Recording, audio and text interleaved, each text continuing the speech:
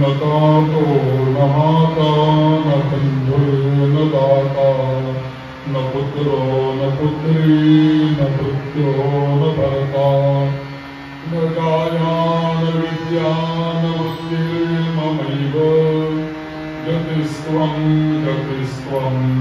त्वमेका भवानी भवाद्भावपारे महादुःखभीरुः पवादभ्रजामि प्रलोभी प्रमत्तः कुसंसारपाशः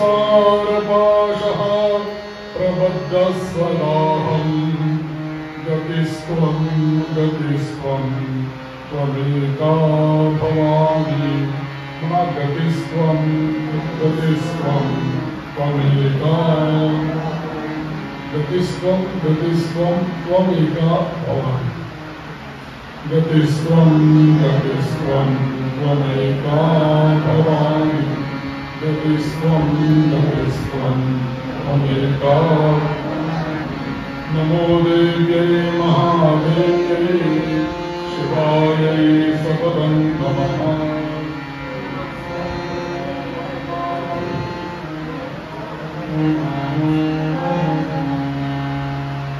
या देवी सर्वभूतेषु शक्तिरूपेण संस्थिता नमस्तस्यै नमस्तस्यै नमस्तस्यै। या देवी सर्वभूतेषु शान्तिरूपेण संस्थिता नमस्तस्यै नमस्तस्यै नमस्तस्यै। या देवी सर्वभूतेषु श्रद्धारूपेण संस्थिता नमस्तस्यै नमस्तस्यै नमस्तस्यै नमो नमः। या देवी सर्वभूतेषु नमस्तस्यै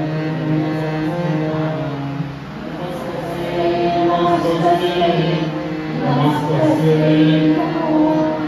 या देवी सर्वभूतेषु लक्ष्मीरूपेण संस्थिता नमस्तस्यै नमस्तस्यै नमस्तस्यै नमो नमः।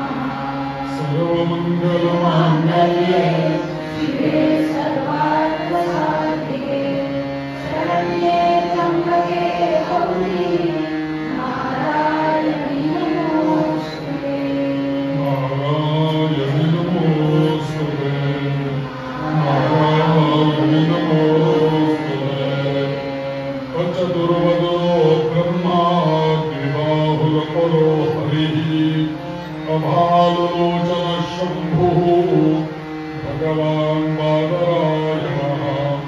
नमोऽस्तुते व्यासविशालबुद्धे पुल्लारविन्दायकपत्रनेत्र येन त्वया भारततैलपूर्णः प्रज्वालितो ज्ञानमयप्रदिः।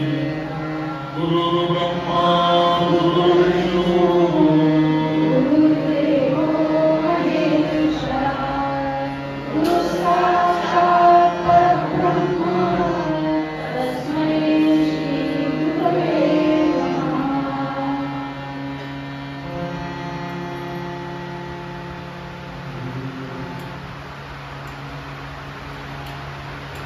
गणरायाच्या चरणी वंदन करून या मंदिरामध्ये अत्यंत पवित्र अशा वातावरणामध्ये आज या सर्व देवदेवतांना वंदन करून वृक्षरूपी ही या ठिकाणी ब्रह्मा विष्णू महेश विराजमान आहेत. कारण आज ब्रह्मा विष्णू आणि महेश यांचीच कथा पहिल्यांदा येणार आहे. त्यांनाही वंदन करूया. जे साधक जे श्रोतृवृंद या ठिकाणी आलेले आहेत या सर्वांना अभिवादन. तसंच हे देवी भागवत ज्यांनी आयोजित केलेल्या त्या सर्व आयोजकांना अभिवादन करून जगदंबेला शरण जाऊन आजचं देवी भागवताचं पुष्प आपण सुरू करूया.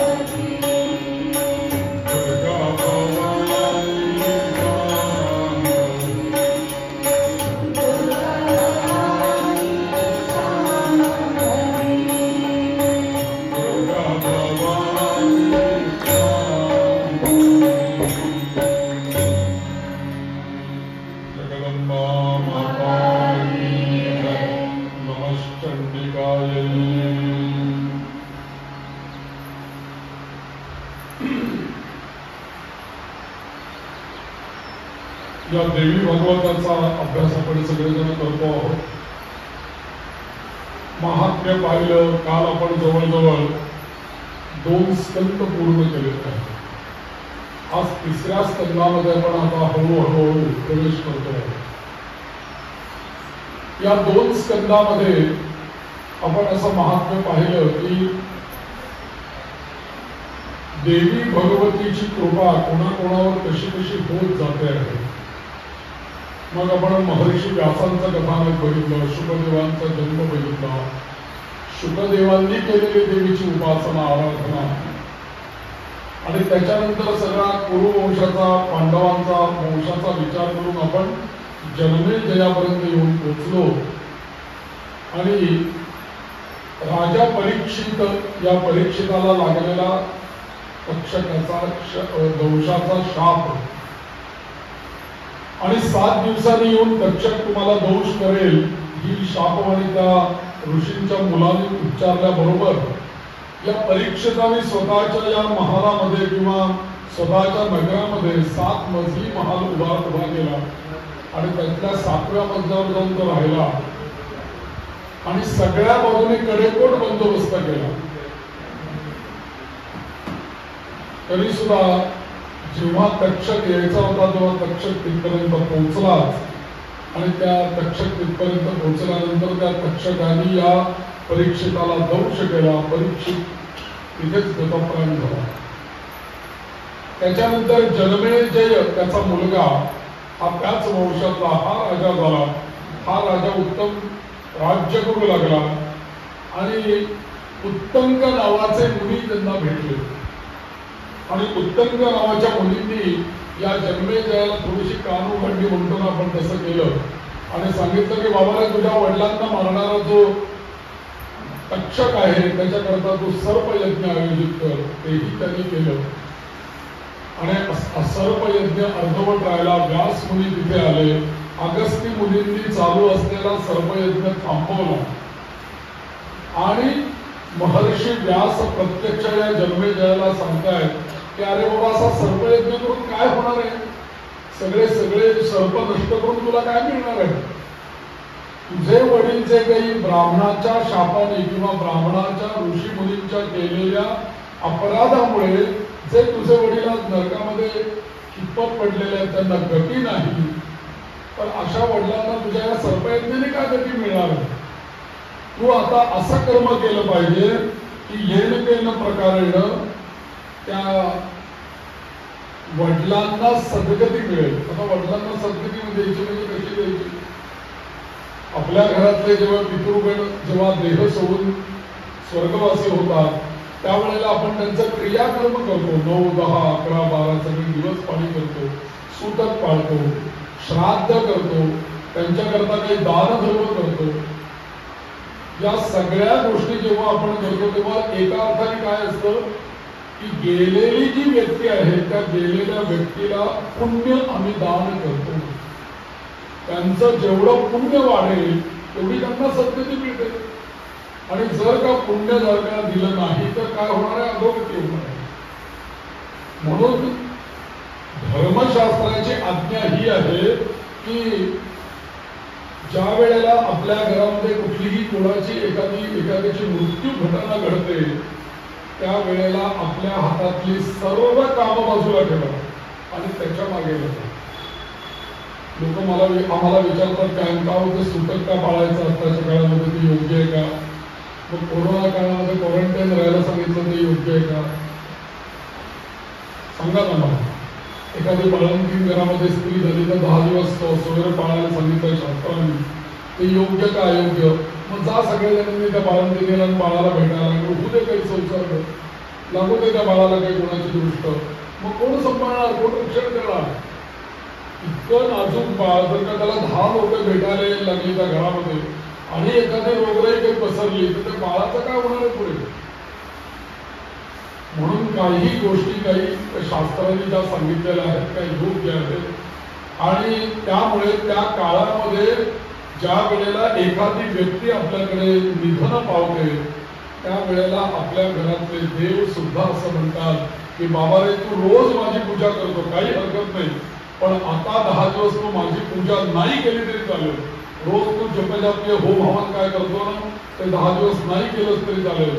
आता एकमेव कर्तव्य कर की तुझ्या वडिलांना आजोबांना जे कोणी असतील त्यांना 10 दिवस गती देण्याचंच फक्त काम कर. याच्याकरता तू सुंदर पाहिजे.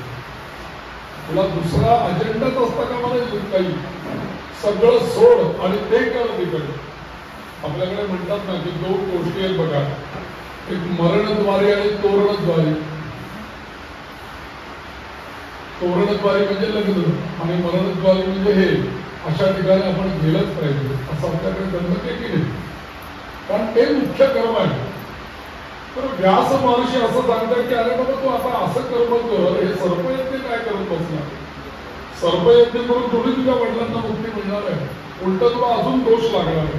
सर्पांना विनाकारण मग तुझ्या वडिलांना चाललेला जो काही सर्प आहे तो एकच आहे, तो तर त्याला काही तरुण शासन झालेलं नाहीये, तो बाजूलाच आहे. पण त्यांनी काहीतरी गुन्हा केला म्हणून त्याच्या जातीच्या सगळ्यांचाच नाश करणं हे काय योग्य आहे. हे काय तत्व हे शास्त्राला तरी धरून आहे का किंवा नीतीला तरी धरून आहे का. ज्याचं तुझ्याशी वैर आहे त्याच्याबद्दल तू शासन करणं त्याला याच्यामध्ये आणणं तर ठीक आहे, बाकीच्या लोकांना कशा करता तू शासन करतो.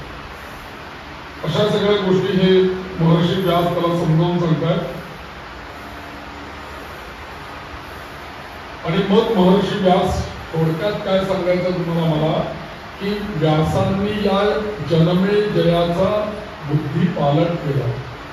जे चुकीचं कर्म जे काही चाललेलं आहे ते चुकीचं कर्म एकदम जर का त्या जन्मेजयाला आता उत्तम मोदींनी सांगितलं एकदम काही जन्मेजय परिवर्तित होणार आहे का, पण हळूहळू हळूहळू त्या कर्मापासून त्याला परावृत्त करून चांगल्या मार्गामध्ये आणण्याचा महर्षी व्यास प्रयत्न करतात. आणि म्हणून व्यासांना एकच सांगायचं होतं परीक्षिताला की बाबा तुझ्या वडिलांना जर का पुण्यच द्यायचं असेल आणि त्यांना सद्गतीच द्यायची असेल तर तू देवी याग कर, चंडी याग कर, देवी करता यज्ञ कर, नवरात्र कर आणि त्यातून जे पुण्य निर्माण होईल ते तुझ्या वडिलांना दे. म्हणून नवरात्र कुळधर्म कुलाचार करायचा आहे. बरं, कुळधर्म कुलाचार आपल्या घरामध्ये केल्याने केवळ आपल्यालाच पुण्य मिळतं असं नाही, तर कुळधर्म आणि कुलाचार केल्यामुळे आपल्या पुढच्याही पिढ्यांना पुण्य मिळतं आणि आपल्या मागचेही पितर उद्धारतात. कारण त्यांची पण कुलदेवता तीच आहे, माझी तीच आहे आणि पुढे 1000 जरी पिढ्या जन्माला आली तरी कुलदेवता तीच. त्यामुळे कुलदेवी कुलदेव, आता हे जे तुम्ही देवी भागवत सगळे श्रवण करतात ना की तुम्ही तुमच्या प्रत्येकाच्या एक कुलदेवतेची एक उपासना करतात असं म्हणतो. ते तुम्ही कुणाकरता ऐकताय देवी भागवत. तुम्हाला प्रत्येकाला देवी आहे नाही, कोणतरी कोणती, कोणाची रेणुका माता असेल, कोणाची एकविरा असेल, कोणाची आणखी तुळजाभवानी असेल, प्रत्येकाला कोणाचं तरी देवीचं रूप आहे. असा एकही सनातनी नाही की त्याला कुलदेवता आहे. तुम्हीही जी सगळी श्रवण भक्ती करता आहात ती कोणासाठी करताय तुम्ही, त्या जगदंबेची कृपा माझ्यावरती काहीतरी व्हावी याकरता. मग कोण जगदंबा, तर जी माझी कुळदेवी आहे ती.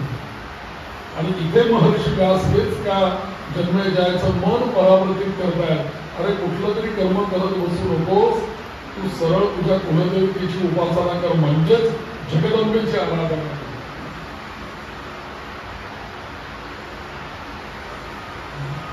ज्या वेळेला आपल्या घरामध्ये एखादी अडीअडचण निर्माण होते की नाही, कोणाचं लग्न होत नाही, घोर होत नाही, किती पैसे मिळवून आणले तरी ते पुरत नाही, सारखी घरात भांडणं कटकटी, आई वडिलांचं नवरा बायकोंचं भांडण, मुलांचं आई वडिलांचं भांडण, मुलांचं एकमेकांमध्ये भांडण, सासू सोनांचं तर काही विचारायला नाही.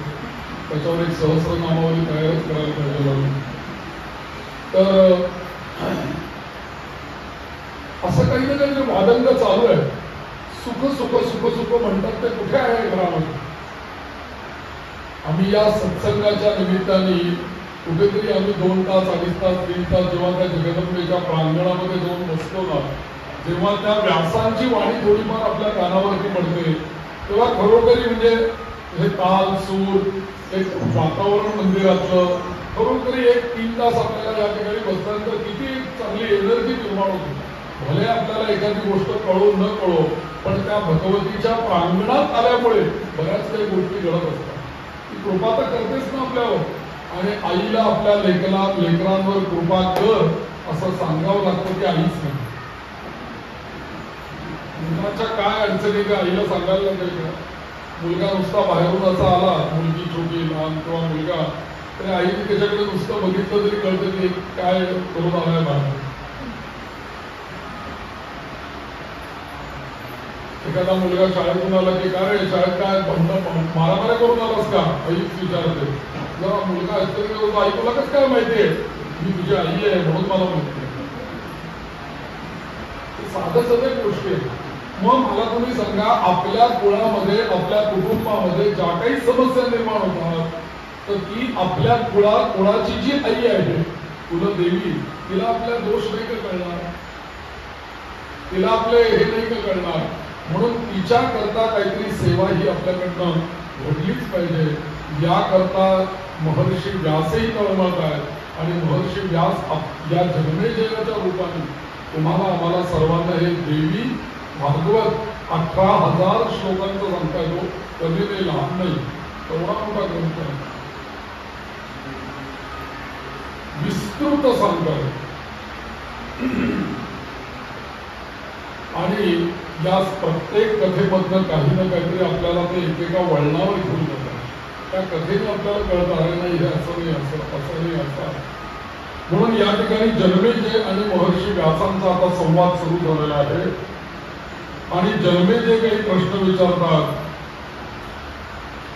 जन्मेजय महर्षी व्यासांना म्हणतो, महाराज तुम्ही ज्या देवी यज्ञाचं वर्णन करताना तो देवी यज्ञ कसा असतो, ती देवी कशी उत्पन्न झाली, अंबा म्हणजे कोणाला म्हणायचं, तिचं स्वरूप काय आहे, तिचा यज्ञ कसा असतो आणि तिचा गुण कोणता आहे, असे सगळे अनेक प्रश्न या जन्मेजयाने जेव्हा विचारले तेव्हा महर्षी व्यास सांगायला सुरुवात करतात. ब्रह्मा विष्णू आणि रुद्र हे जे 3 देवता आहेत, या 3 देवताच निर्मिती पालन आणि संहार करतात. आणि तिघेही जण स्वतंत्र आहेत आणि ते तिघेही जण परतंत्र पण आहेत. प्रत्येक जण आपापल्या कामामध्ये, एखादी कंपनी जेव्हा चालते तेव्हा सगळेजण एक काम करत नाही. प्रत्येक जण आपापल्या जे सोपवलेलं असतं ते काम करत असतात. कंपनीवर डायरेक्टरचं काम करतो, कोणी अजून कारकून असेल त्याचं काम करेल, कोणी कॅशियर असेल तो त्याचं काम करेल. पण हे सगळे मिळून जे काम करतात त्या कंपनीमधले वेगवेगळे पदाधिकारी, हे सगळे मिळून कोणाकरता काम करत असतात? त्या कंपनी करताना. ती जी असते ती या सगळ्यांना एकत्र बांधून ठेवलेलं असतं. तसं या जगामध्ये ब्रह्मा ब्रह्म्याचं काम करतो, विष्णू विष्णूंचं काम करतात, शंकर शंकरांचं काम करतात. परंतु हे तिघही जण स्वतंत्र नाहीत, ते तिघही जण परतंत्रच आहेत. आणि म्हणून ही जी गोष्ट ते सांगायला सुरुवात करतात की आता हा जो तू प्रश्न विचारलेला आहे, हा प्रश्न ब्रह्मदेवांना सुद्धा एक दिवशी पडलेला होता. आणि त्यावेळेस जे काही घडलं ते मी तुम्हाला सांगतो. आणि मग त्यांनी सांगायला सुरुवात केली की एक दिवशी सगळा प्रलय झालेला होता, सगळीकडे पाणी पाणी पाणी पाणी होतं. त्यावेळेला एक कमळ त्याच्यामध्ये उगवलेलं होतं. त्या कमळामध्ये माझा जन्म झाला.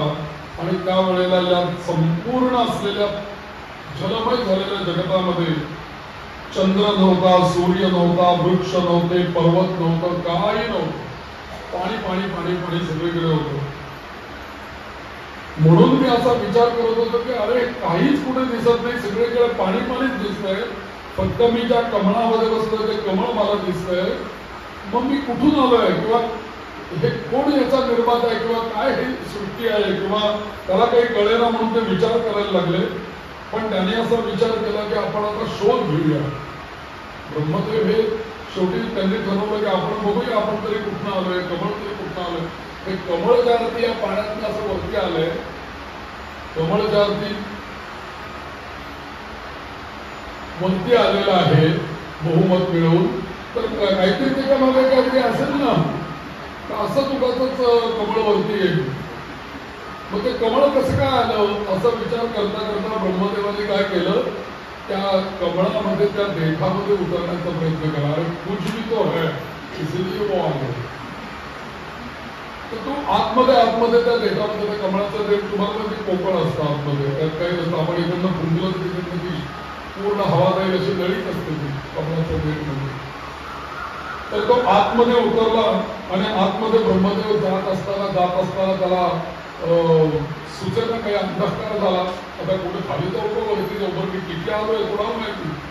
ते कमळात आलो पण कमळ किती उंच आहे, खाली काय आहे काहीच अंदाज नाही. त्यावेळेला एकदम तो असा सैरवेळ झाल्यानंतर एकदम आकाशवाणीतनं आवाज आला, तप करा तपस्तत्वा तप करा म्हणून आज्ञा आली.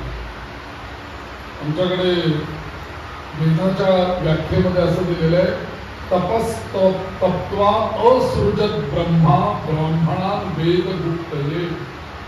हे वेद काय असेच म्हणाले नाहीये. तपाचं सामर्थ्य तुम्ही कल्पना करा, एक गायत्री मंत्र मिळाला विश्वामित्रांना, एक मंत्र वेदातला. एक गायत्री मंत्र मिळवण्याकरता विश्वामित्रांनी किती वर्ष तपश्चर्या केली, पुराणामधला जर का आपण आकडा बघितला तर 60,000 वर्ष तपश्चर्या केली याच पुराणामध्ये सांगितलं. एक गायत्री मंत्र मिळवण्याकरता मला तुम्ही सांगा, असं वेदांचे 18,000 ऋषी आहेत, किती ऋषी त्याच्यावरती तपश्चर्या असेल त्या वेदाच्या मध्ये. आणि आम्ही तो मंत्र घेतोय, कोणी त्या गायत्री मंत्राचा काही वापर करतात. आपल्या घरात गेलो की आपलं बेल मारले की आपलं गायत्री मंत्र सुरू. परवा तर रिंगटोन वाजला रस्त्यामध्ये फुटपाथवर, मी पण चाललो उभा होतो तिथे काही कोणी यायचं म्हणून, शेजारी मनुष्याचा रिंग वाजत गायत्री मंत्र ऐकायला. म्हणजे हे काय, कोणाला फोन केला तिकडनं गायत्री मंत्र ऐकायला येतो, रिंगटोन त्याचा डायल टोन काय म्हणतात तो. या सगळ्या गोष्टीला आपण प्रतिबंध केला पाहिजे. अहो, जे मंत्र ऋषींनी हजारो वर्ष तपश्चर्या करून त्या भगवतीकडनं प्राप्त करून घेतलेले आहे, ते मंत्र असे कुठेही वापरण्याकरता नाहीये. कोण कसेही वापरत, आणि कोणी जर का असे वापरत असतील तर आपण त्यांना बचाव केला पाहिजे. मला जेव्हा मी त्या दिवशी एकांचा फोन आला आणि ते मी फोन केला तर त्यांची रिंग कशी वाजायला लागली, मी त्यांना म्हटलं, सर आता एक माझं एक ऐकता का, मी तुमच्याशी बोलतो म्हटलं सगळं, पण पहिली रिंगटोन म्हटलं आणि मला नाही ऐकायचं तसं काही. पण तसा आहे का तो मंत्र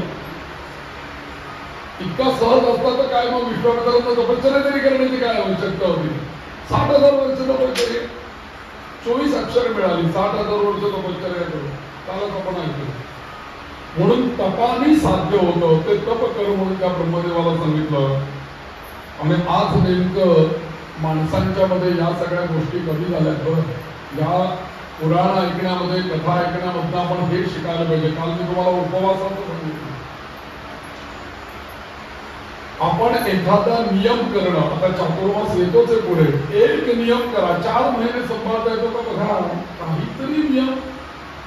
एक माळ झाल्याशिवाय मी रात्री झोपणार नाही, नियम करा. 100 वेळेला जप करा, साधा मंत्र घ्या, नमश्चंडिकाय नमश्चंडिकाय नमश्चंडिकाय, रामकृष्ण हरी रामकृष्ण हरी रामकृष्ण हरी. एक माळ करून झोपा. बघा, तुम्ही कोणत्याही गोष्टीमध्ये जर का काही नूतन निर्मिती करायची असेल तर 40 दिवसाचा तप तुम्हाला फलद्रूप होतो. 4 महिने का दिलेले आहेत आपल्याला चातुर्मासाचे? 4 महिने म्हणजे किती दिवस झाले बघा, 3 चोक 12, सर्वसाधारणपणे 30 दिवस जरी धरले तरी 120 दिवसाचा काळ आहे. आणि 120 मधला 0 काढून टाकला तर किती आले? 12, 11 होतो ना. 12 वर्षाला काय म्हणतात? तप. 4 महिने जर का आम्ही नियम केला तर आमचं काय झालंय बघा तुम्ही. समज आपल्याला संधी आहे. एक नियम पाळा, तप करा. तप म्हणजे काय की आपल्याला तप्त करणं, याचा अर्थ आपल्याला ते भोगण्याची संधी असताना सुद्धा न घे भोगणं. मला जरी संधी भरपूर पदार्थ जरी ठेवलेले असले तरी माझा आज उपवास आहे, मी ते खाणार नाही. म्हणजे याचा दुःखाने नव्हे, आनंद आहे. काय करू, माझा उपवास करेल त्यामुळे मला खाता येत नाही, मला खाऊन मला माहिती आहे की मला खायचं नाही. म्हणून जाणून बुजून याला तप म्हणतात. अशा पद्धतीने तप जेव्हा त्या ब्रह्मदेवांनी केलं, तप कर असं तीनदा आज्ञा झाली, तीनदा तप केले. काही वेळेला असं असतं की एकदा एक माळ करून भागत नाही हो, मग गुरु सांगतात नाही रे तू एक माळ करून नाही होणार, रोज जरा 5-5 माळा करायचं. 5-5 माळा करायला लागल्यानंतर तो शिष्य पुन्हा गुरुकडे जातो, गुरु आता मी 5-5 माळा करायला लागलो, थांब रे जरा आता 10-10 माळा करायचं. आपल्याला माहित नाही ना आपल्याला 5 माळा करून काय मिळणार, त्यांना माहिती, आपल्याला काय माहिती. पण एकदा करून भागत नाही. 5-10 वेळेला जेव्हा तुम्ही गिरवत राहाल तेव्हा तत्व निर्माण. हे संगीतातले हे जे ताल असतात ना त्याला सगळं तप करावं लागतं. ती बोटं काय अशी काय सहज पडतात का, अशी हलतात का, त्याला तप असतं प्रत्येकाचं. हे तप केल्याशिवाय काही प्राप्ती नाही. म्हणून हे तप या ब्रह्मदेवाने केलं, कारण एवढं बलाढ्य महासृष्टी निर्माण करायची आहे, एवढं सामर्थ्य लागेल ना.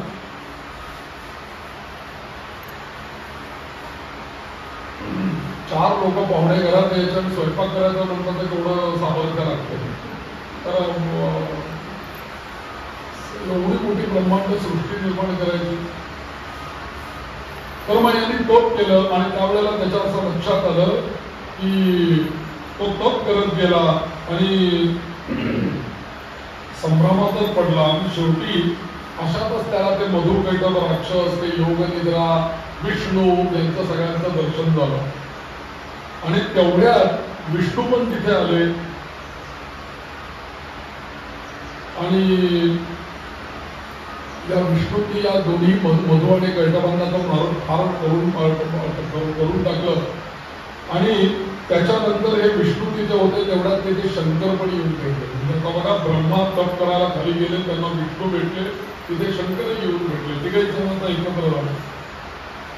आणि मग तिघजण एकत्र येऊन झाल्यानंतर या तिघांनाही आकाशामध्ये देवीचं दर्शन झालं. जगदंबा माता की जय. आणि मग तिघांनी तिची स्तुती केली.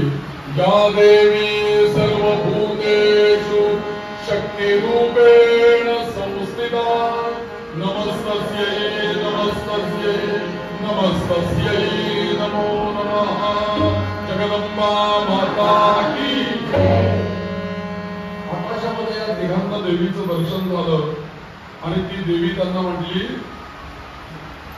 तुम्ही तुम्हाला नेमून दिलेलं काम करा. आई एवढंच सांगते, बाळा तुला जे काही सांगितलं ना ते तू कर, बाकी सगळं मी बघते. तुला काय कमी आहे ते मी पुरवते. तुला काय दफ्तर पाहिजे, पोथी काय वही पाहिजे, पेन पाहिजे, काय पाहिजे ते सगळं मी तुला देते. तुझं काम काय आहे, अभ्यास कर. तसं आई बजावते की नाही, तसं ही आई यांना बजावते तिघांना की तुम्ही काय करा, तुम्हाला नेमून दिलेली जी काही कामं आहेत तेवढी तुम्ही करा. आणि राक्षसांची चिंता तुम्ही करू नका. आत्ताच मी 2 राक्षस मारलेलेच आहेत, मधु आणि कैटभ. पुढे काही निर्माण केलं तर मी बघते ना, तू कशाला काळजी करते, मी बघते, तुम्ही तुमचं काम करा. आणि ब्रह्मदेवा तू सृष्टीची उत्पत्ती कर, तू संहाराचं, शंकरांना सांगितलं संहाराचं कार्य सुरू करा आणि विष्णूंना सांगितलं तुम्ही पालन करण्याचं कार्य सुरू करा. एक आहे निर्माण करणारा जनरेटर, एक आहे पालन करणारा ऑपरेटर आणि एक आहे संहार करणारा डिस्ट्रॉयर. जनरेटर मधला जी, ऑपरेटर मधला ओ आणि डिस्ट्रॉयर मधला डी, GOD मीन्स गॉड, म्हणजे आदिशक्ती. या तिघांची आदिशक्ती. त्वम गुणत्रयातीतः त्वम देहत्रय. आता आपल्याला कुठे जायचंय, ब्रह्मा विष्णू आणि महेश या तिघांमध्ये अडकायचं नाहीये. या तिघांचा प्रेरणा स्रोत कोण आहे तिथे चाललं. हे तिघजण कुठल्या जोडीने बांधलेले आहेत, या तिघांना एनर्जी कोण देतं तिथे आपल्याला पोहोचायचं. आणि म्हणून तिघांना काम सांगितलं, पण सगळ्यांनी डोक्याला हात लावला आणि आश्चर्याने थक्क झाले. एकमेकांकडे डोळे मोठे करून बघायला लागले की हे सगळं कामाला ही सांगते म्हणून करायचं कसं. मला कुठं माहिती सृष्टी कशी निर्माण करायची. तो म्हणतो तू सृष्टी निर्माण केली नाही तर मी पालन कसं करू. आणि ते शंकर म्हणतात की तू काय, तुम्ही काहीच तुमचं काम केलं तर तुम्ही संवाद कोणाचा करू. तिघेही जण भ्रमित झाले आणि तेवढ्यात ती देवी आकाशामध्ये होती. ती त्यांच्या भ्रमाकडे बघून तिघांच्याही गोंधळलेल्या अवस्थेमध्ये पण हसली आणि तुम्ही तिच्या लक्षात आलं की यांना काय पाहिजे ते आता यांना पुढच्या प्रगतीला मला घेऊन गेलं पाहिजे आणि म्हणून लगेच देवीने हात वरती केला असा असा आवाज करून विमान आवाजाचा सुद्धा वर्ग नाही करून मी बाहेर बदलणार आहे आवाज असा आवाज उच्चार त्याचा तसा होतो श्लोकामध्ये तसा आहे तर ते विमान तिथे आलं आणि विमान आल्यानंतर देवीने अशी नुसती फोन केली उघडला नावाचा बसा बसले ते विमानात आणि विमानामध्ये बसले तर आता देवीने पाठवलेलं विमान म्हणजे कल्पना करत वेग काय असेल किती वेगात जाणारं ते विमान असेल परत आवाज आपला विमानाचा आणि ते सुरू झालं आणि जाता जाता जाता जाता प्रत्येकाने विंडो सीट पकडली पहिली विंडो सीट ब्रह्मदेवाने घेतली दुसरी विंडो सीट विष्णूने घेतली मागची म्हटले मला ठीक आहे शंकर म्हणले मी मागच्या शेवटी का वागलो तिथं माझं शेवटी काम आहे ना असे कुठं काम आहे ते शेवटी बसले प्रत्येकाने खिडकीतनं काही बघायला सुरुवात केली आणि जाता जाता ते सगळे बघतायत विमानतळ जगदंबा वेगळा नाही देत गाडी कसा वेग होता त्याचा इथे वर्णन करेल मनोवेगाने विमान चाललंय मनाचा वेग मी तुम्हाला कालच सांगितलं किती वेग आहे मनाचा किती फास्ट असेल आणि जाता जाता तरी सुद्धा हे तिघही देव नद्या बघतायत विहिरी बघतायत तलाव बघतायत झरे बघतायत पुरुष बघतायत स्त्रिया बघतायत सगळी बघतायत ते आणि एकदम त्यांना थक्क झाले मगाशी सगळं पाणी पाणी पाणी पाणी होतं एक कमळ होतं त्यात एकाच पिवतो काहीच नव्हतं आणि एकदम विमानात बसल्यानंतर हे सगळं काय दिसायला आणि पुढे पुढे जातात तर त्यांना ते हत्ती पण दिसले काही तुंबर दिसले आणि पुढे पुढे जाता जाता वाऱ्याच्या वेगाने मनोवेगाने हे विमान चाललेलं असताना त्या ब्रह्मदेवाला असं दिसलं की एक ब्रह्मा दाढीवाले 4 मुखांचे सिंहासनावरती बसलेले आहे आणि ब्रह्मलोक त्याला दिसला कोणीतरी ब्रह्मदेव तिथे बसलेला आहे आणि ते कोणाला तरी मार्गदर्शन करतात असं का ब्रह्मदेवाला दिसतंय की तो ब्रह्मदेव बसला त्याचंच प्रतिबिंब तिथे दिसतंय नारायणाने तेच पाहिलं वैकुंठ लोक दिसतंय त्याला नारायण पोहडले शेषशाही लक्ष्मी पाय चटके हे त्याला दिसतंय कुंभरू गायन करतायत द्वारपाल बाहेर उभे बोध प्रबोध हे सगळं त्यांना दिसतंय शंकरांचं एकदम पुढे लक्ष गेलं त्यांना सगळं कैलास पर्वत दिसतोय कार्तिकेय आहे नंदी आहे पार्वती आहे सगळे तसंच आणि हे सगळं बघता बघता बघता बघता विमान पुन्हा उडालं आणि पुढे पुढे गेलं आणि देवीची मुद्दामून असा जेव्हा हे येत असे तो लोक येत असेल त्यावेळेला देवी त्या विमानाचा वेग कमी करत असेल बघ बाबा काय चल पुढे बघ बाबा पुढे चल आणि मग पुढे एकदा हे लोक बोलत झाल्यानंतर काय अजून बरोबर अरे मी ब्रह्मा आहे तर हा ब्रह्मा कोण मी विष्णू आहे तर हे विष्णू कोण आपल्याला कधी कधी असं होतं की नाही की आपण इथून दुसऱ्या देशामध्ये जर का आपण गेलो तर पहिल्यांदा जेव्हा मी परदेशामध्ये गेलो त्यावेळेस त्याला बरीच वर्ष झाले येतात पण पहिल्यांदाच मी अमेरिकेमध्ये गेलो त्यावेळेला माझ्या डोक्यामध्ये कल्पना हीच अमेरिकेतले लोक कसे असतील म्हणजे आपल्यासारखेच असतील काय असतील कठोरे असतील का त्याचं काय घर असेल का बाहेर काय आपल्या वेळासमोर काही कल्पना नाही पण जेव्हा तिथे विमान लँड झालं आणि आम्हाला न्यायला गाडी आली त्याच्यात मी बसवून जायला लागलो तेव्हा माझ्या लक्षात आलं आपल्यासारखा हा रस्ता आहे आपल्यासारखीच माणसं आहेत आपल्यासारखीच गाडी आहे आपल्यासारखंच घर दिसत आहे पण आकार वेगळा असेल स्त्रिया कशा मुलं कशी सगळे फार तर गोरे असतील पण बाकी सगळं सेमच आहे तसं यात तिघांना व्हायला लागेल किंवा आमच्यासारखीच लोक त्या लोकांमध्ये दिसतात म्हणजे आहे काय आणि असं होता होता होता होता शेवटी योग मार्गाने मनोवेगाने ते पुढे पुढे जातच राहिले आणि पुढे गेल्यानंतर एकदम त्या देवीच्या नगरीपर्यंत जाऊन ते विमान पोहोचलं आणि एकदम त्यांनी आतमध्ये बघितलं त्या लांबूनच त्यांना विमानातून उतरल्याबरोबर दिसलं समोर आणि ते अचंबित झाले आश्चर्यचकित झाले की एक सुंदर देवी त्या ठिकाणी विराजमान झालेली होती अहो त्यांनी डोळे असं जरा लांबून दिसत होती देवी, म्हणून असे थोडे डोळे बारीक करून या तिघांनी बघितलं तेव्हा त्याच्या लक्षात आलं की ही देवी नाहीये, तिला 1000 हात आहेत, तिला 1000 डोळे आहेत, 1000 पाय आहेत आणि अनेक जण शक्ती त्या देवीची स्तुती करतात असं त्यांना दर्शन झालं. मग ते तिघही जण एकमेकांकडे बघतात, अरे कोण असेल ही काय गांधर्वी आहे, कोणी अप्सरा आहे का काय, कोण आहे? आणि ते विचारामध्ये पडले आणि तेव्हा ती एकदम देवी तिथे हसायला लागली आणि त्या हास्य करतानाच विष्णूंना एकदम आठवण झाली, अरेच्या म्हणे ही देवी, ही भगवती जगदंबा आहे आणि मी हिला कसं काय. तेव्हा ब्रह्मदेव म्हणाले, तू हिला कसं काय ओळखतो, तुम्ही हिला कसं काय ओळखता. तेव्हा तो म्हणाले, अरे ज्या वेळेला सगळा प्रलय झाला होता आणि प्रलय झाल्यानंतर वटस्य पुत्रस्य पुटे शयानम, त्यावेळेला मी छोट रूप घेऊन वडाच्या पानावरती अंका पायात घेऊन झोपलेलो होतो, त्यावेळेला मला पाळणा कोणी हलवलाय, हिनी चालवलाय, त्यावेळेला माझं पोषण केलं हिनीच केलंय आणि हिनीच मला आकाशातनं सांभाळलेलं आहे दर्शन देऊन. तेव्हा मी हिला ओळखतो, हीच ती जगदंबा. प्रलयामध्ये मूल होऊन जेव्हा मी पडलो होतो तेव्हा मला काहीच कळत नव्हतं, त्यावेळेला माझ्याकरता अंगाई गीत गाणारी आई आहे, ही माझ्याकरता अंगाई गीत करते. विष्णूंनी तिला ओळखलं आणि मग मात्र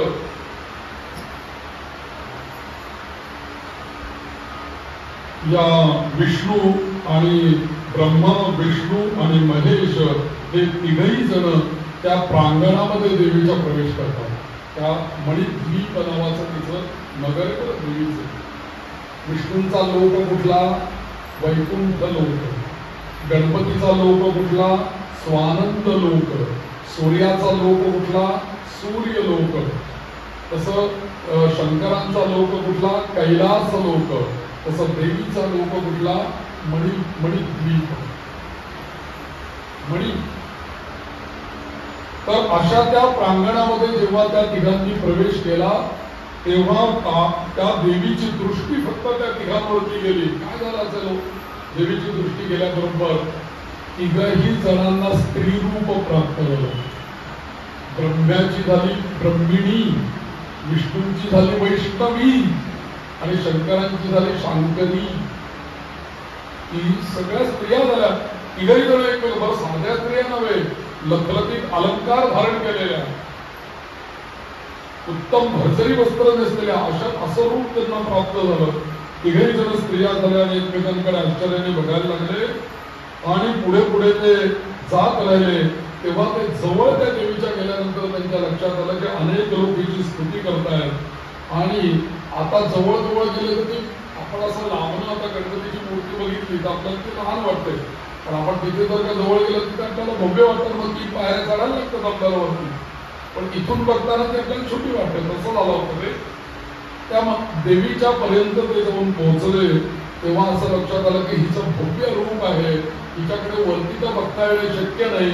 मग त्या विष्णूंचं, ब्रह्म्याचं आणि शंकरांचं तिच्या पायाकडे लक्ष गेलं आणि तिचा अंगठा जो होता ना, पायाचा अंगठा त्याची बसली असेल, त्या अंगठ्याचं जे नख होतं, नख, त्या नखाचा आरसा झाला, आरसा.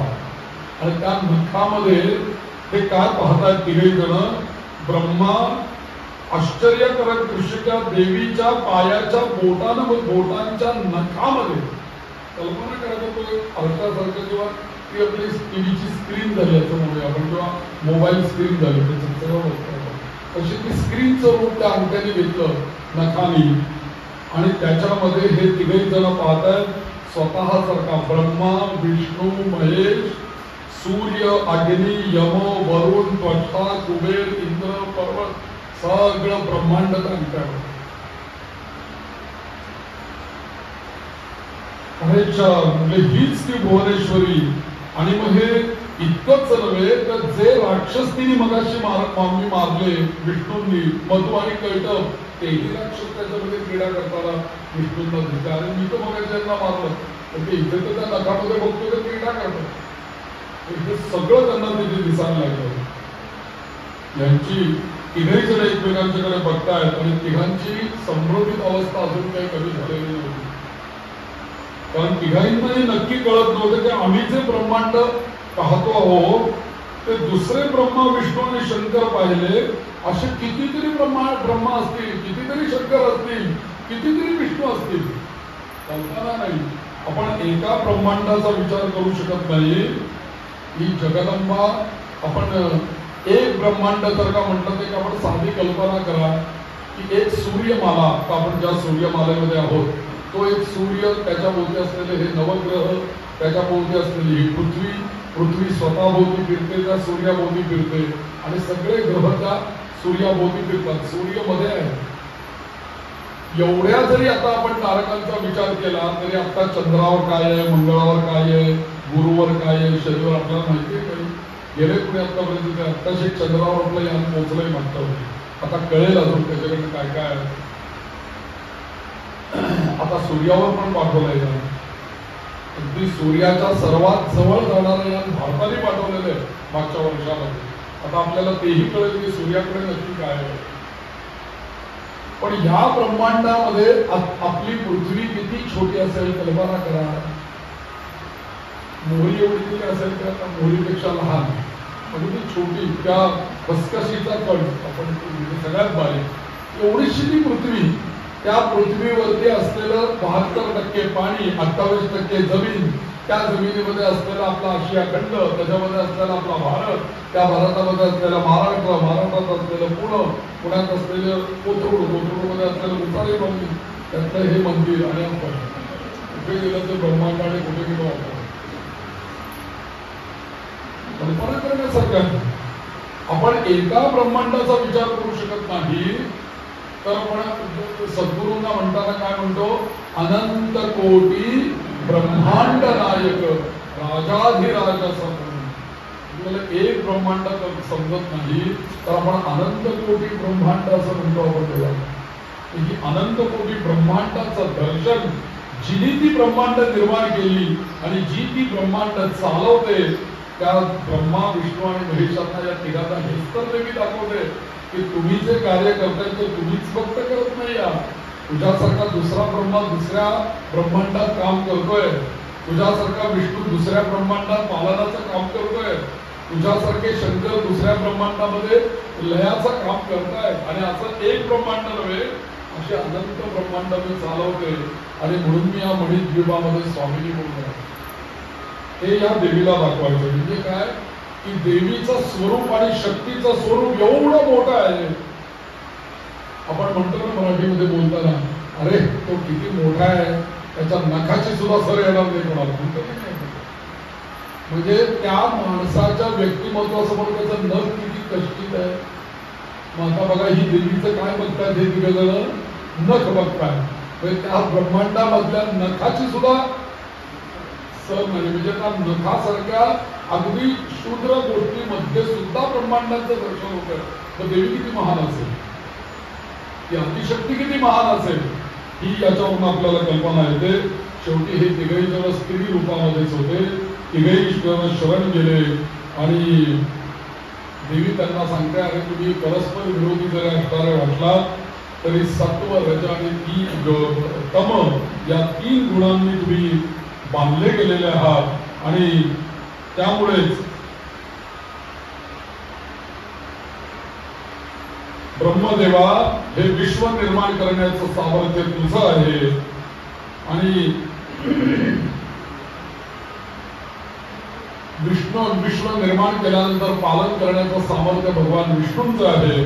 आणि संहार करण्याचं कार्य हे शंकरांचं आहे. ते त्या देवीने सांगितलं. आणि मग या देवीने प्रत्येकाला आज्ञा दिली आणि जा तुम्ही. पण तरी सुद्धा तिघजण म्हणतात, आई आम्ही आमचं कार्य करतो, पण तू कोण आहेस जरा आम्हाला सांग. तुझी ओळख नाही काहीतरी, कोण आहेस तू. काय आम्हाला तरी लोकांना सांगते कोणाला भेटून आलो आम्ही. तर ही देवी सांगते की ज्या वेळेला सगळा ब्रह्मांडाचा लय होतो, विलय होतो, प्रलय होतो, त्यावेळेला सर्व प्रपंच ब्रह्माच्या ठिकाणी एकवटतं आणि सृष्टीची त्याच्यानंतर पुनर्निर्मिती होते. आणि जेव्हा हे कल्पांत होतं त्यावेळेला मी पुरुष पण नसते आणि स्त्री पण नसते. मला तुम्ही लक्षात घ्या की त्या ट्रान्सफॉर्मर मधनं आमच्या घरामध्ये मंदिरामध्ये येणारी जी वीज आहे त्या येणाऱ्या विजेला काही रंगरूप आहे का? काय आकार आहे? ती दिसते, तिला कुठलाही आकार नाही, रंग नाही, रूप नाही. पण ती जेव्हा वीज या बल्ब मध्ये जाते तेव्हा ती अशी दिसते, ती माईक मध्ये जाते तेव्हा आवाज मोठा करते, जेव्हा ती त्या गणपतीच्या समोरच्या याच्यामध्ये जाते तेव्हा तिथे ती काम करते, एखाद्या मिक्सर मध्ये गेले ती यंत्र चालवते. कार्य करणारी कोण आहे? ती एकच विद्युत आहे. तिला काय स्त्री रूप म्हणायचं का पुरुष म्हणायचं? विजेला काय म्हणायचं? ती स्त्री रूप आहे का पुरुष रूप आहे? त्याचं उत्तर नाही. तर ही देवी तेच सांगते की कल्पांताने मी पुरुष पण नाही आणि स्त्री पण नाही, पण माझी शक्ती मात्र कायम आहे. मी पुरुष पण नाही आणि स्त्री पण नाही. मग म्हणे माझी रूप कुठली आहेत? ही सगळी रूप सप्तशतीच्या पाठामध्ये येतात. 5व्या अध्यायामध्ये या देवी सर्वभूतेषु बुद्धिरूपेण संस्थिता या देवी सर्वभूतेषु कांतीरूपेण संस्थिता. आमच्या शरीरावरची जी कांती आहे ना ती कांती म्हणजे भगवती आहे. आमच्या शरीरामध्ये जी बुद्धी आहे ना ती बुद्धी भगवती आहे. आम्हाला योग्य वेळेला काही आठवतं ती स्मृती भगवती आहे. पण इतकंच नव्हे, आमच्या ठिकाणी सगळं कार्य करण्याची जी शक्ती आहे ती सुद्धा तीच आहे. आम्हाला कधी कधी शांततेची आवश्यकता असते, ती शांती पण तीच आहे. म्हणून मेधा, एखादा विद्यार्थी अभ्यास करतो, लहान मुलं अभ्यास करत असतात, त्याला मेधा बुद्धीची गरज असते. ती मेधा पण त्या लहान मुलांमध्ये मीच आहे. इतकंच नव्हे, लज्जा, ही लज्जा सुद्धा या देवी सर्वभूतेषु लज्जा रूपेण स्त्रियांच्या ठिकाणी किंवा पुरुषांच्या ठिकाणी लज्जा जी असते ते भगवतीचं रूप आहे. म्हणजे आपल्याच ठिकाणी भगवती कुठे कुठे विराजमाने बघा. जी आपल्या ठिकाणी विराजमाने ती ब्रह्मांडातही आहे, म्हणूनच आपल्या ठिकाणी आहे. तर म्हणून इतकंच नव्हे, तुम्हाला मी सांगते की तू जी जीव निर्माण करशील त्या जीवांच्या मध्ये जी चरबी आहे त्यांच्या शरीरामध्ये ती मीच आहे. मज्जा मीच आहे, कातडी मीच आहे, त्यांच्याकडची असलेली दृष्टी मीच आहे, त्यांची बोलण्याची शक्ती, आवाज काढण्याची शक्ती मीच आहे. असं म्हणून सगळ्या देवी सांगते की ती सगळी मीच आहे. आणि म्हणून तुम्ही आता इथे आलेला तर मी सांगते तसं तुम्ही कार्य करा. ब्रह्मदेवा ये म्हणे इकडे, तुला पहिल्यांदा मी सांगते, तुला आता सृष्टीची निर्मिती करायची आहे तर असं कर, मी तुला माझी एक शक्ती प्रदान करतो. कुठली शक्ती प्रदान करते?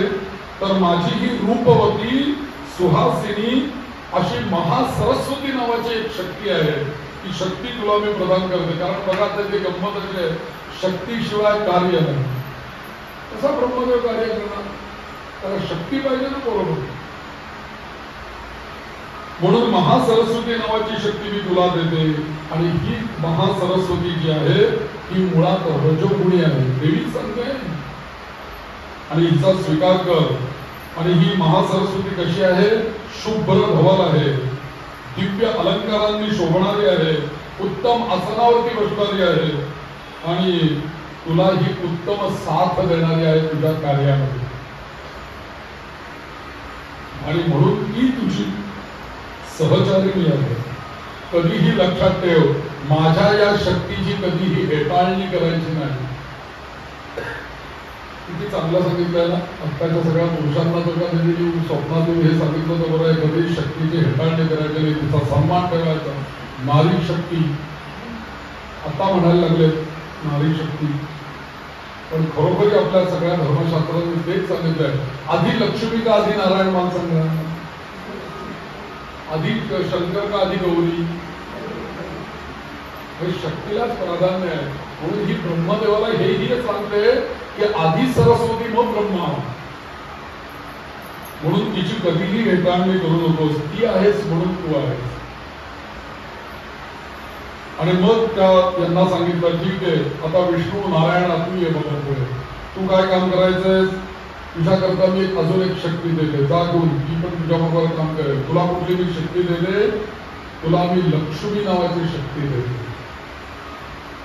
आणि ती तुझ्या हृदयामध्ये नित्य राहील, याच्यामध्ये नक्की संशयच नाही.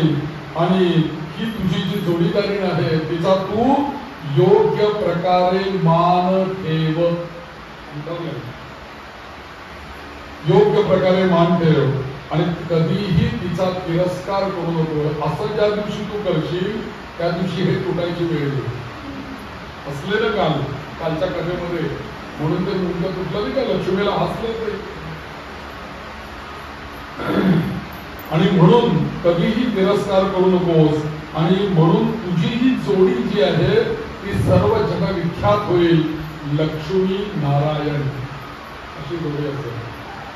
लक्ष्मी नारायण नारायण हरे हरे, लक्ष्मी नारायण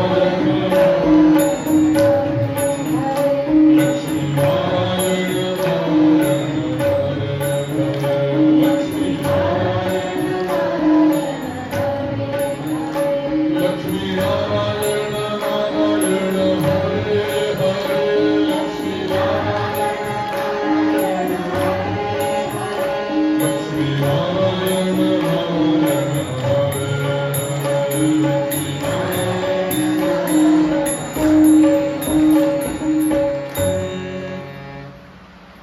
लक्ष्मी आणि नारायणाची जोडी अशी राहील.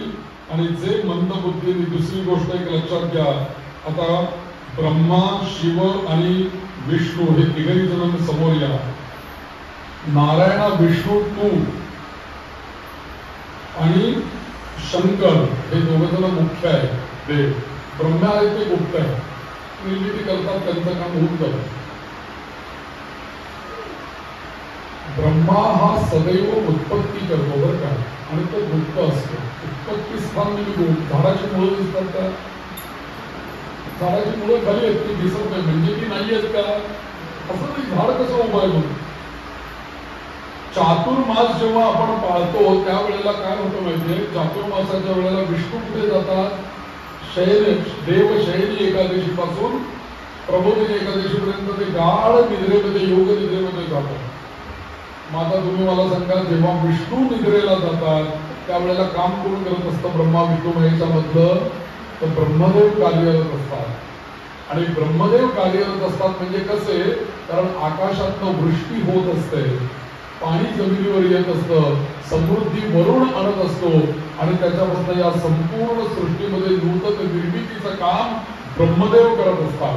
आणि म्हणून विष्णूंना काही काम नसतं, ते निर्माण झालं की पुढचं माझं काम आहे ना. त्यामुळे ते निर्मितीचं काम ब्रह्मदेव करत असल्यामुळे 4 महिने विष्णू सुट्टीवर जातात.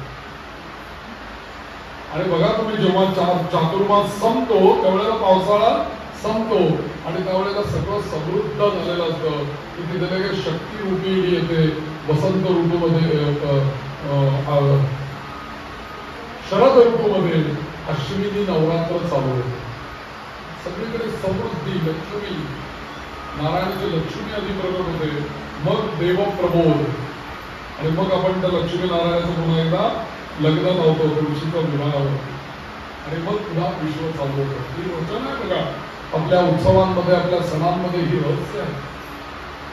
तर अशा वेळेला एक लक्षात ठेवायचं, हा जो विष्णू आहे आणि हा जो शंकर आहे या दोघांच्याही मध्ये काहीही भेद नाही, दोघेही एकच आहेत. आता याच्यामध्ये शैव आणि वैष्णव फार मोठा वाद आहे बरं आपल्याकडे हजारो वर्ष. हा वाद मिटवण्याकरता शंकराचार्यांना कितीतरी कष्ट करावे लागते. कारण शैव म्हणणार आम्ही आडवे आणि वैष्णव म्हणणार आम्ही उभे. हे उभं आणि आडवं कधी जमतच नाही. अजूनही मी कर्नाटकामध्ये कधी गेलो खेडेगावामध्ये तर आपल्याला बरेच लोकांचं घर असं आडवं चालवलेलं दिसतं, की त्याच्यावर लक्ष शैव दिसतात आणि उभं चालवलेलं असलं तर समजायचं हे वैष्णव उभं चालवलं.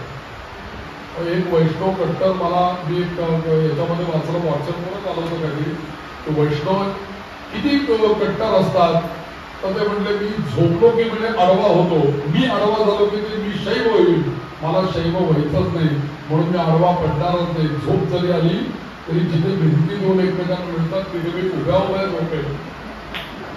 अशी तपश्चर्या आडवं होणारच नाही. पण मला सांगा, इतकं त्यांनी वादंग निर्माण केला, पण शेवटी काय झालं, त्याला आडवं व्हावंच लागलं. शेवटी कशा करता भांडण नाही उभे आणि आडवं. हरिहरामध्ये एका वेलांटीचा भेद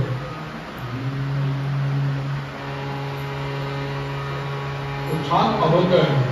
मला म्हणायला वेळ नाही, पण आपल्याला खूप कथा पुढे जायची, पण तो एक अभंग आहे. त्रिशूळावरी काशीपुरी चक्रावरी पंढरी दोघे सारिके सारिके विश्वनाथ विठ्ठल सखे.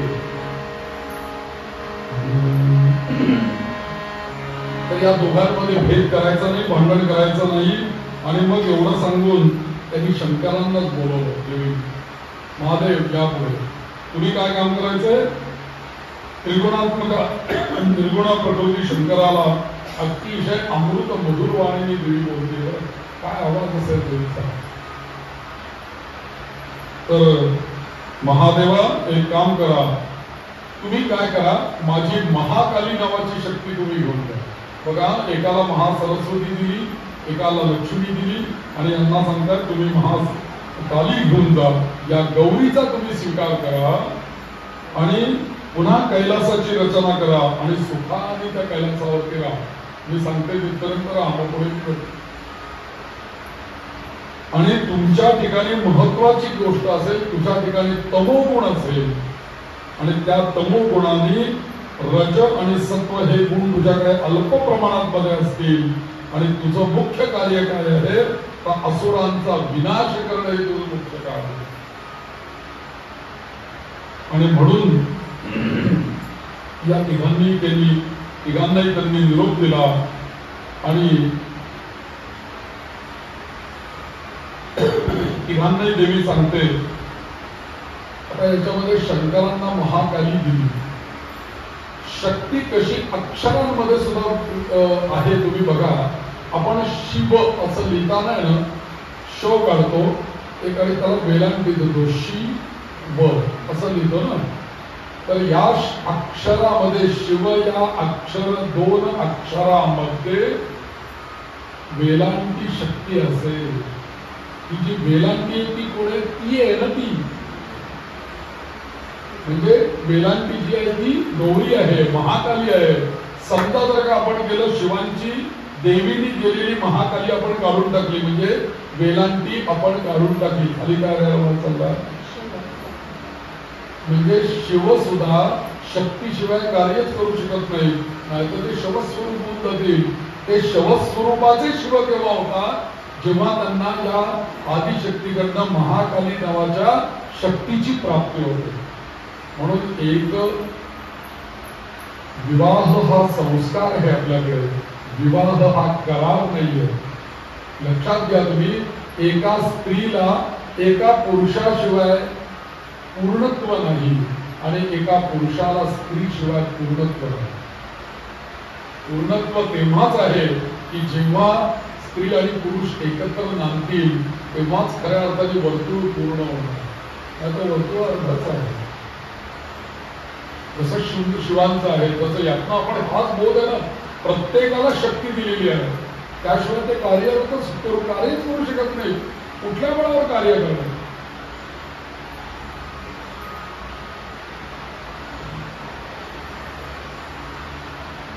पण असे काही महाभाग आपण अनुभवतोय की ज्यांना शक्ती ईश्वराने गुप्त रूपाने प्रकट केलेली आहे. ते म्हणतात की तुमच्या अशा एखाद दुसऱ्या शक्तीचं मला काम नाही, हमारे पीछे 100 करोड लोक आहेत. उनकी शक्ती मेरे पीछे खड़ी है. आता त्यांचा शपथविधी चालू आहे, मला त्यांच्या आठवणी ते म्हणतात हमारे पास उनकी शक्ती आहे. कुठली तरी शक्ती आहे ना, त्याशिवाय. तर या तिघांनाही 3 शक्ती दिल्या आणि म्हणूनच या जगामध्ये निर्गुण असं जे काही या विश्वामध्ये दिसत नसतं आणि कधीही तुला निर्गुण दिसणार नाही, सगुण दिसेल. सगुण गणपती आपल्याला दिसेल, पण त्यातला निर्गुण गणपती कसा दिसेल, तो दिसत नाही. आपला देह दिसेल, पण या देहाच्या मधला आत्मा निर्गुण तो दिसेल का आपल्याला, तो दिसणार नाही. पण तो नाहीये का, तर तो आहे. तो नाहीये तर मग हे कसं चालतं. देवाचे मंदिर, देवाचे मंदिर, आत्मा परमेश्वर, आत्मा परमेश्वर, देवाचे मंदिर, देवाचे मंदिर.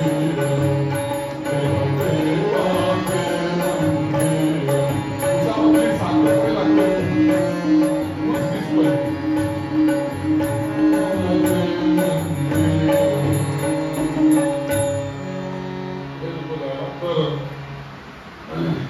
छान आहे गाणं. तर मला उदाहरण म्हणून एकदा लक्षात आलं, पुढची कडवी तुम्हाला माहिती आहे. तर तेच भगवती सांगते की जशी उसामध्ये हे आहे तशीच मी सर्वच देहांमध्ये, आणि तिने कालच सांगितलंय नुसता सजीव मध्ये नाही निर्जीवांमध्ये पण, की तुला मी कधीच दिसणार नाही, तू मला बघण्याचं काही, कारण मी निर्गुण रूपाने आहे ना, तुला दिसतात कशी तिथे.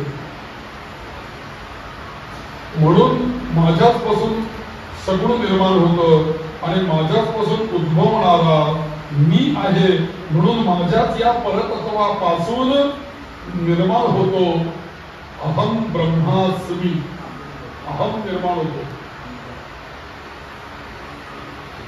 आणि म्हणून अहंकार तत्व निर्माण होतं आणि या अहंकारापासूनच पुढे सगळं ब्रह्मांड निर्माण होतं.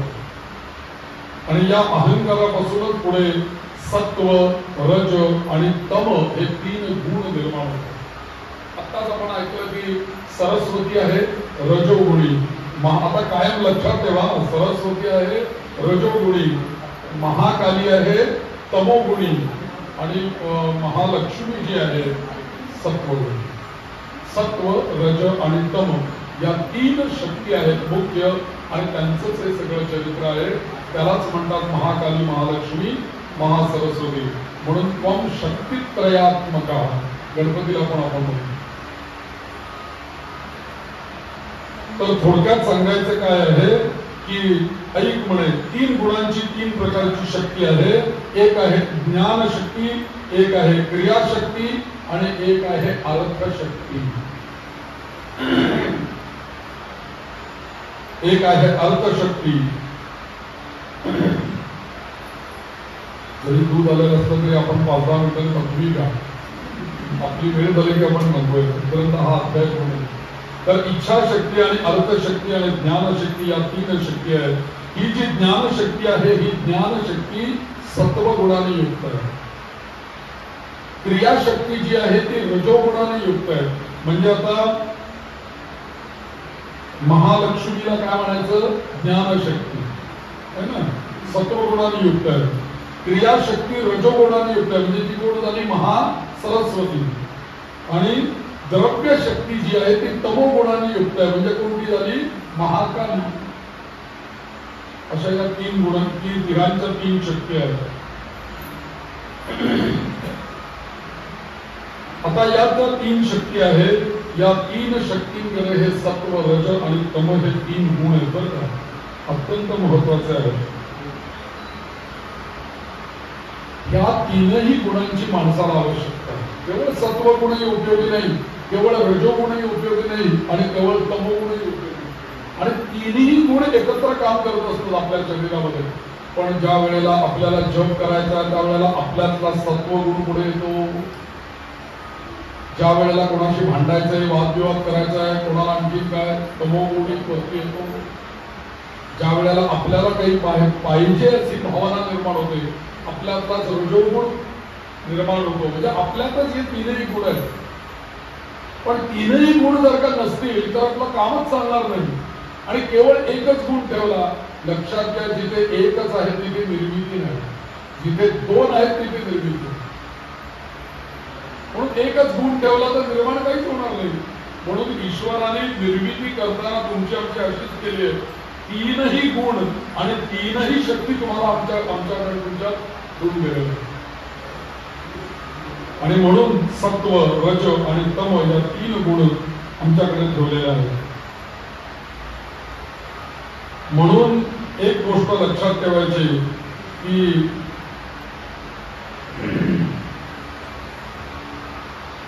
श्रद्धा सुद्धा ही सात्विक श्रद्धा रजोगुणी श्रद्धा, तमोगुणी तम, प्रत्येक ठिकाणी तुम्ही हे लावा. सत्व रजतम प्रत्येक ठिकाणी लावा. सगळीकडे पिठ्ठल असतो, याच्यातच सगळं ब्रह्मांड आहे. आपण बोलताना जातो जरा सात्विक आहे बरं का, पर्सनॅलिटी सात्विक आहे, तो तमोगुणी आहे असं आपण म्हणतो बोलताना. म्हणजे त्याच्यात तो गुण सातत्याने दिसतो. आता जेव्हा लक्षात घ्या की आपल्यातला जेव्हा सत्वगुण वाढीस लागतो ईश्वराच्या कृपेने, जगदंबेच्या कृपेने आपल्यातला जेव्हा सत्वगुण वाढीला लागतो, त्याचं फळ आपल्याला काय मिळतं तर आपल्याला आपोआपच रजोगुण म्हणजे लोभाचा आणि क्रोधाचा आपण त्याग करतो, त्याच्यापासून विरक्ती निर्माण होते. नको बाबा वाढलं. संत एकनाथांचं मी ते उदाहरण देतात की स्नानाला गेले, स्नान केल्यानंतर बाहेर आले, यवन बसलेला होता, तो एकदा चुकला, पुन्हा जाऊन स्नान करून आला, पुन्हा चुकला, पुन्हा जाऊन स्नान करून आला. क्रोध नाही आला, सत्वगुण होता त्यांच्याकडे, तो सत्वच गुण राहिला. तिथे कामक्रोध निर्माण नाही झालं काही. कारण जेव्हा सत्वगुण तुमचा वाढतो विठ्ठलाच्या नारायणाच्या कृपेने, त्यावेळेला तमोगुण आणि रजोगुण हे त्याच्याबद्दल विरक्ती निर्माण होते, तिरस्कार निर्माण होते. आणि म्हणून अशा वेळेला जेव्हा तुम्ही एखादा सत्वगुण स्वतःच्या मध्ये वाढवायला जाताना, तेव्हा पहिले तुमचे दोन शत्रू असतात, रजोगुण आणि तमोगुण. जाऊच देत नाही ते कथा कीर्तनाला. निघालं ना कथेला कीर्तनाला, जे पावडे कधी येत ते नेमके दावळेला येतील. मला मागच्या वेळेला सांगितलं ते पावडे नेमके दारात उभे राहतील की आमचं गेलं कीर्तन त्या दिवशी, रिक्षाच मिळणार नाही वगैरे वगैरे काही पण होऊ शकतं. पण आम्हाला तो सत्वगुणाकडे आम्ही निघालो की आम्हाला तमोगुण किंवा रजोगुण आम्हाला येऊच देत नाही सत्वगुणामध्ये त्या कथेमध्ये. पण जेव्हा आम्ही असं काही चांगलं ऐकतो ना, तेव्हा आपोआपच जगदंबेच्या कृपेने इथे होतं काय, आपल्या सत्वगुणांची वृद्धी होते. तमोगुण आणि रजोगुण आपोआप कमी होऊ लागतात. म्हणून श्रवण ही भक्ती आहे, म्हणून ऐकायचं आहे, म्हणून कीर्तन करायचं आहे. याचं कारण ते आहे. तर अभ्यासाने ही गोष्ट शक्य आहे. देवीच सांगते, माझ्या पद्धतीने देवी म्हणते तुझ्याकडे सत्वगुण मी अंश रूपाने दिलेला आहे, थोडा का विना त्याला थोडंसं खत पाणी घाल, जरा आपण निरंजनाला जरा कमी कमी क्षीण झालं की घाल खूप त्याच्यावर जरा प्रज्वलित. सत्वगुण हळूहळू जर का आपण झालं, सत्वगुण कशाने वाढेल, मग त्याच्याकरता आहार विहार उच्चार संगम या सगळ्या गोष्टींचा आपण विचार करायचा. सात्विक लोकांचं संगीत राहिलं तर आपल्याला तमोगुण येईल कशाला आपल्या मनामध्ये. सात्विक आहार घेतला तर तमोगुण येईल कशाला आपल्यामध्ये. म्हणून सगळ्या गोष्टींची जी बंधन आहेत आपल्यावरती, उपवास करा, जप करा, सोहळं पाळा, हे ते अमुक तमुक, या सगळ्या नियमांना तुम्ही या सत्व रज आणि तमामध्ये ठेवून द्या. प्रत्येकाचं केंद्रस्थान तुम्हाला असं दिसेल की तुझ्यातला सत्वगुण डेव्हलप व्हावा. म्हणून धर्मशास्त्रांनी सांगितलं उपवास कर, तुझ्यातला सत्वगुण डेव्हलप व्हावा. म्हणून त्या नारायणाचा नारायणाकरता एकादशी नाहीये, एकादशी तुझ्या करता. लोक म्हणतात सत्यानारायणाची पूजा गुरुजी एकादशीला करायची नाही ना. म्हटलं का, कारण मला उपास असतो ना त्या दिवशी, म्हणून पुढे उपास कसा दाखवायचा. म्हटलं अरे नारायणाला उपास नाहीये, उपास तुला आहे. नारायण हे तो सगळा तो निर्गत आहे, त्याला काय तुझ्यात सात्विकता यावी म्हणून उपवास. तर अशा पद्धतीने आपण एकादशी, चतुर्थी ही जी काही व्रत, वैकल्य, तप, या सगळ्या गोष्टींनी आपला सत्वगुण वाढवणं हे या जगतामध्ये महत्वाचं एक अंग आहे. आणि त्याचं एक स्पष्टीकरण त्यांनी पुढच्या मध्ये दिलं की जेव्हा हा सत्वगुण हा वाढतो आपल्या शरीरामध्ये, तेव्हा आपल्या इंद्रियांची सूक्ष्मता वाढते. कानाची सूक्ष्मता, इंद्रियांची सूक्ष्मता आणि आपली विजन ज्याला आपण म्हणतो ना, निर्मळ होऊन जाते. एखाद्या गोष्टीकडे बघण्याचा आपण बरेच वेळेला बोलण्यामध्ये म्हणतो ना की अरे तुझा जरा तू तो चष्मा घालून तू बघतोय असतो, त्यामुळे तुला हे असं दिसतंय, तुझा हा चष्मा घालून तुला तसं दिसत. काही लोकांना आहे ना, त्यांचा चष्मा हा नकारात्मकच असतो. कितीही चांगला पदार्थ समोर द्या, त्याला काही ना काहीतरी ते काढणारच. आमच्याकडे नगरला आमच्या पलीकडच्या बिल्डिंगमध्ये नवीन लग्न होऊन एक मुलगी आली आणि सासू जरा थांबतात त्यांच्या घरातली जरा मला माझ्याबरोबर खिडकीच्या समोर त्यांचे फिरले. मी सुरुवातीला त्यांचं वादंग ऐकलं, म्हटलं एकदा आपण ऐकूया तरी, म्हणून मी गॅलरीत हळूच चहा पीत बसून राहिलो होते. खूप त्यांना दिसतात नाही आता पडद्याच्या मागे. म्हटलं काय बोलतात ते ऐकूया आपण, काय नक्की आहे सुनेचा आणि सासूंचा चर्चा चालते. तर ती कढी केली होती, कढी त्या दिवशी संध्याकाळी कढी करने आती नहीं, क्या कैसे कढ़ी बनाते हैं मालूम है क्या, सिखाया है क्या वगैरह तो चालू होगा. माँ ने सिखाया नहीं, वो कभी देखा नहीं, ऐसी कढ़ी बनाते हैं क्या. ती बिचारी सून अशी उभी असायची त्या पडद्याला जाऊन तिथे पलीकडच्या दरम्यान सगळे ऐकायचे. सासूबाईंचं जेवण झालं की नंतर जेवायची. असं तो एकदा झालं दोनदा झालं. मैंने कहा ना तुमको कढ़ी करने नहीं आती. दुसऱ्या दिवशी तरी बिचारीला असं वाटलं की नाही आता आपण तिसऱ्यांदा करूया. काय म्हणते नाही आवडत म्हणून अजून चांगली. तिने बिचारीने रात्री 7:30 जेवायचं तर 4 वाजता कोणत्या कढी करायला सुरुवात केली. आता चांगली. तर हे झाल्यानंतर तिने परत तिसऱ्या दिवशी कढी वाढली. तर आता काही सासूला काही बोलता येणार, कारण तिसऱ्यांदा कढी आणि एवढी मेहनत तिने बघितलेली आहे की आता बोलता तर काही येत नाही. तर आता बोलायचं काय. सासूबाई म्हटल्या तुम्ही आज कढ़ी अच्छी बनाई है लेकिन कल और परसों क्यों नहीं बनाई ऐसी कढ़ी. कल और परसों बनाई है, आज क्यों बनाई है. त्याच्यावरनं सुरू. तर मला काय म्हणायचं की एखादी माणसामधला सत्वगुण रजोगुण तमोगुण याचं मला तुम्हाला उदाहरण द्यायचंय की आपण समोर आल्यानंतर प्रत्येकाकडे आपण पाहतो कसं, आपला चष्मा कसा आहे त्याच्यावरती सगळं अवलंबून आहे. एखादी व्यक्तीला त्याबद्दल आपल्या मनात काही गैरसमज आणि चष्मा झाला ना तर काहीही चांगलं व्हायला तरी आपल्याला ते चष्मा आणि एखादा अगदी काय वाटेल ते करू दे, फार चांगला आहे मला येईल असं. तर तेवढ्या करता हा सत्वगुण आणि रजोगुणाचं चित्त निर्मळ होणं. सत्वगुणाचं पहिलं लक्षण आहे चित्त निर्मळ होणं, विजन वाढणं. आणि रजोगुण जर का वाढला तर नक्की लक्षात ठेवा, हे मात्र आता देवीने सांगितलेलं तुम्ही नक्की लक्षात ठेवा. सत्वगुणाची टेस्ट काय आहे, रजोगुणाची काय आणि तमोगुणाची काय. हे ती म्हणते जगदंबा, अनेक पुढे होणाऱ्या गोष्टींचं जेव्हा आपोआप आपल्याला ज्ञान होऊ लागतं किंवा शुभ संकेत मिळायला लागतात, कधी कधी असं होतं बघा, पुढे काय घडणार आहे याचं आपल्याला आधी सेन्सेशन होतं. समजावं की आपल्या शरीरातला सत्वगुण वाढायचा.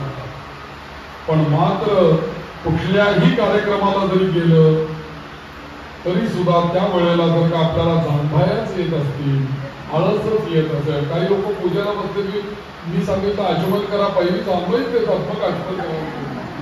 अरे पूजेला बसताना रजोगुणाचा तो भाग आता काय करणार ना त्याला. तर रजोगुण जर का वाढला तर जांभळा येतात, शरीरात जडत्व निर्माण होतं, हालचाल मंदावते, त्याच्यानंतर तंद्री लागल्यासारखं जीवन होऊन जातं. अशी लक्षणं दिसायला लागली ते समजावं रजोगुण त्यांचा वाढलेला आहे. आणि मग जेव्हा तमोगुण शरीरातला प्रबळ होतो त्यावेळेला आणखी एक गोष्ट होते की इंद्रियांना जास्ती जडत्व येतं.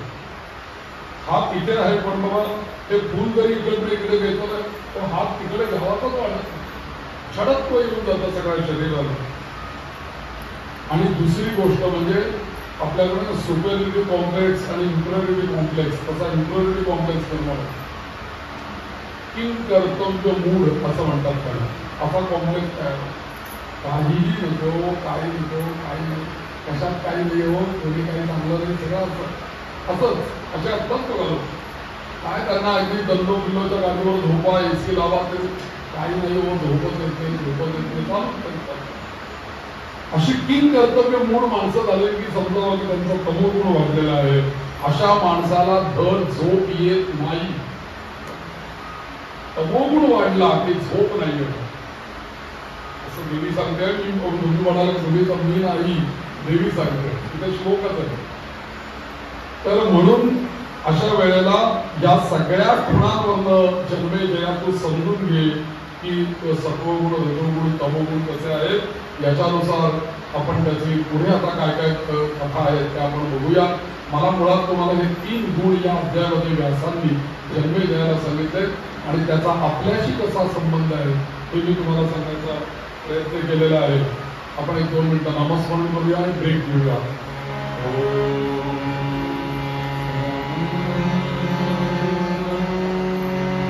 जय जय